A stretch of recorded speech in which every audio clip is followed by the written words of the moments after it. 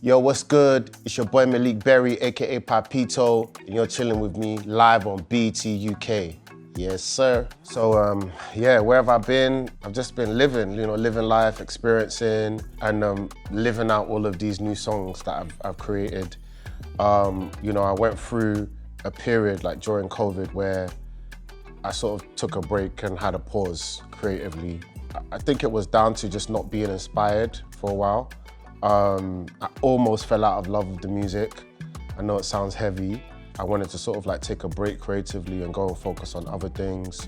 Went back home again to Lagos and got interested in farming, dibbled and dabbled into that. One of the most important things that I did during that time away was doing a lot of soul searching and just figuring out or rediscovering what my purpose was. And the light bulb moment came on, Berry's Room. Right, so Berry's Room is obviously like my label, my imprint, and it's more than that. It's a creative house. I'd have to describe the inception of how I came up with the idea for people to understand what it is.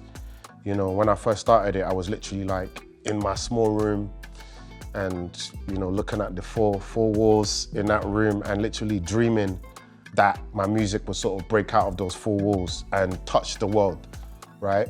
And that's when the concept of Berry's Room was birthed, because some of my biggest songs literally came out of like that small bedroom. Man, how would I pick between artist and producer? It's like asking you to choose your kids, your favorites. I really enjoyed the producer life, being anonymous, and I enjoyed that, but the purpose that comes with being an artist is second to none, you understand? Like, I think maybe right now I'm on the artist side a little bit more, because my voice can reach, way more people than if I was just producing. Ooh, what's my favorite song on the album? It's the hardest question. I'd have to say my favorite would be Situation, because of what it means, right? I mean, normally I'd pick a favorite that I produced. But, Situation was produced by my brothers, Legendary Beats, the producers of Essence by Wizkid. And the story of that song is so ironic because all of us started out together, right? We all started out in Starboy, me, Wiz, Mute and Zay. And we started off creating music that, to this day, the music still sounds relevant, This was like, I'm talking like over a decade ago, Still being together and still being in contact with these guys that we started out is special. And I feel like that's why the record is so special, because it's like, I feel like everyone put their all into it, from Wiz to the Legendary guys. So that's my favorite. How did the features come about on the album? I just kept it simple with this album. I just picked all of the artists that I'm a fan of. I'm a fan of Wizkid, I'm a fan of Zlatan, and I'm a fan of, Tiwa Savage, Ruger also. These are like artists that I rate highly in terms of songwriting and musicianship. And also, fun fact, every single feature, I recorded it with the artist present in the studio. So there wasn't any sending of vocals or whatever. I think that's why the features sound the way they do, because that chemistry was there. Ooh, what emotion do I make my best hits in? I mean, that one obvious. Heartbreak. Even though I could count how many times I've been heartbroken, but in terms of topics and song concepts, yeah, it's easier to write from a place of heartbreak. But I don't necessarily write the songs while I'm in the heartbreak, right? While I'm in the heartbreak, I'd rather listen to DMX, and drown my sorrows with some hip hop.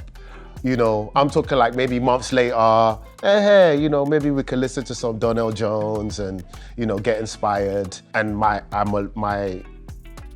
head is a lot more clearer because I can think straight and I can reason properly. Yeah. So I've just given away the secret sauce. Ooh, what can my fans expect from me for this new album? Great music as always, but just maybe a little bit more vulnerable, because I'm more mature now and I have a lot more emotional intelligence, so I can express myself much better. Yeah, a lot of the music is grown and sexy. Like there's a little bit of something for everyone, you know? So yes, it's a lot of like Maleek Berry pushing the limits. There's a lot of music that's gonna make people reminisce, but they're not gonna know why they're reminiscing, but it's all of the ingredients that I've, you know, put in each song and to make people sort of like feel that feeling. There's an era that I was trying to capture with the music, so I'm a big fan of like 2000s R&B. So I'm talking like, you know, from early 2000s all the way to like 2006, 7. I really studied that era of music, and I wanted to sort of incorporate that era of songwriting and meaningful music and merge it with my sound and, you know, what's going on with Afrobeats today, and sort of create like a nice soup of an album. Yeah.